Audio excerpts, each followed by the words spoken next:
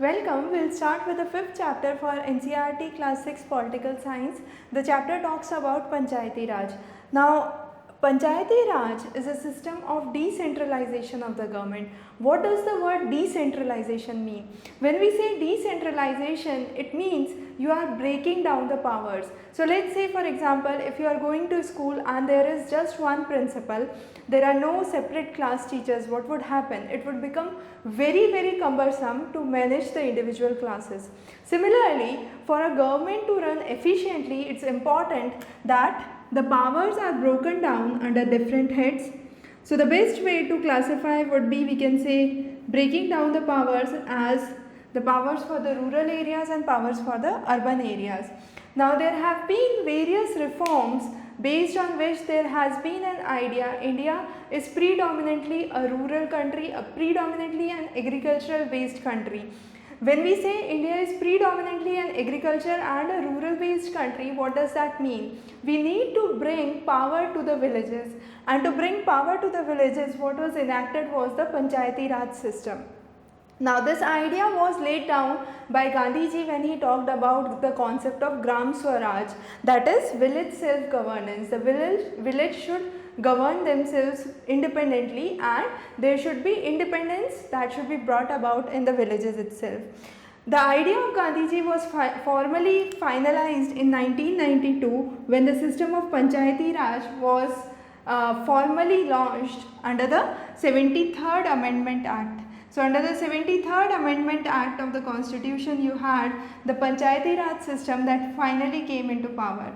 Now Pandit Nehru, when talking about villages, he said India is poor country because the villages are poor. If the villages are made self-sufficient, India would definitely become a superpower. So what his idea was, bringing more power to the panchayats, and as a result it would bring more independence, or it would bring the concept of Gram Swaraj soon in. To work around what was Gandhiji's formulation, there were various committees that were established. So here we have some of the important committees. Now these committees are important because Balwant Rai Mehta was the first committee in 1957. This committee talked about proposing a three-tier system for village governance. Again, this was first adopted in, the concept of Panchayati Raj was first adopted in Nagaur in Rajasthan, and this was in 1959. So Rajasthan became the first state to adopt the concept of Panchayati Raj. This concept was later adopted by Andhra Pradesh, which became the second state. Krishnam Machari was the second person who worked around the panchayat committees. Then you have Takhatmal Jain committee, Ashok Mehta committee, GVK Rao committee, and finally the LM Singhvi committee. So these were some of the major committees. We won't go into detail of each of these right now. We'll cover those as we go into higher classes. Now for the working of Panchayati Raj, there have been various initiatives that have been provided by the government. For example, there is a Nirmal Gram Puraskar which is given to the good panchayat leaders every time.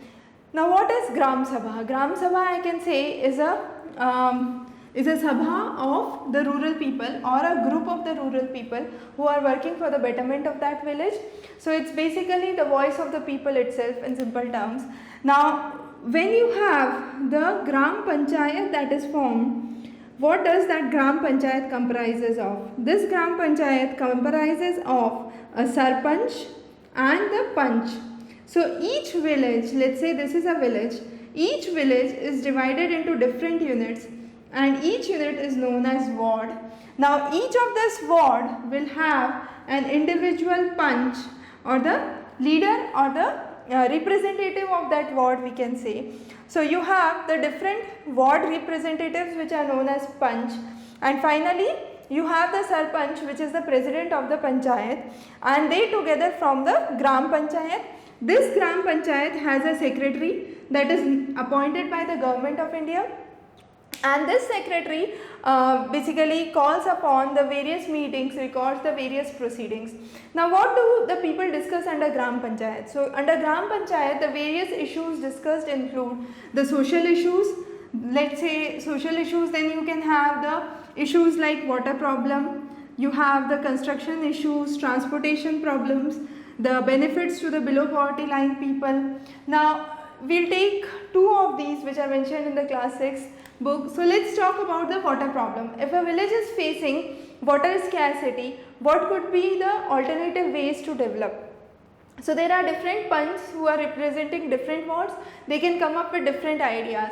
So let's say one person talks about the use of hand pumps, the other person talks about construction of check dams, another person talks about water harvesting, rainwater harvesting, another person talks about creating tube wells in the region, another person talks about working around the existing wells.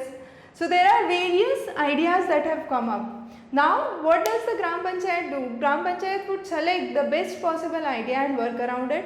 Now similarly, the BPL benefits have been controversial issue since long, because what really happens on the ground is the benefits are not percolated to the people who really need those.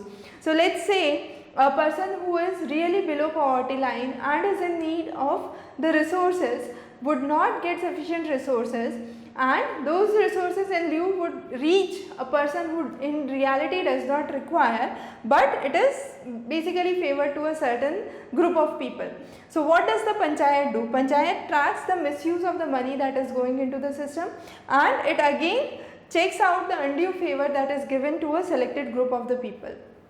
Now what are the at present, what does the Gram Panchayat do? What kind of works come under the ambit of Gram Panchayat? So you have maintenance and construction of water resources, as we said, roads, drainage, school buildings, and all common property resources of the village. So all common property resources includes kind of open grounds, garden areas, or the temple areas. So all those are common property resources which are the property of the village itself, we can say. So those are looked by the Gram Panchayat. They levy various taxes, and finally there are the various schemes which are executed. Now where does the fund come for the execution of all these maintenance projects? So as we said, fund comes from collection of local taxes and from donations, or it can be donations from the various community works. Then you have collection of the taxes which is on houses, marketplaces, and so on, and the various funds from the government schemes which are finally percolated to the village through the Jilla Parishad or the Janpad. We will see in a minute what the Jilla Parishad and the Janpad is. Now when we talk about the hierarchy of the Panchayat system works as we saw the various Ward Sabha or the Gram Sabha that exists. Now this Gram Sabha is represented as Gram Panchayat, which exists at the village level. So it looks after the village level responsibilities. Then you have the Anchalik, or we also call it as block, or we also call it as Janpad, or another name is the Panchayat Samiti. So all these are the block level works. So you have a block development officer who looks after a group of villages. So let's say in a region there are 10 villages, and all those 10 villages are looked after by the block development officer, who is in charge of all these 10 villages, and all these 10 Gram Panchayats are answerable to the Panchayat Samiti or the Janpad or the block Panchayat. And finally you have the Jilla Parishad, that's the district level, and it looks after the various blocks. So all the block development officers are answerable to the Jilla Parishad or the body that exists at the district level. So with this we cover the Panchayati Raj system in India. We will be taking more topics on the class 6 NCERT for political science or civics in the upcoming lectures. You can subscribe for more details. Have a good day ahead.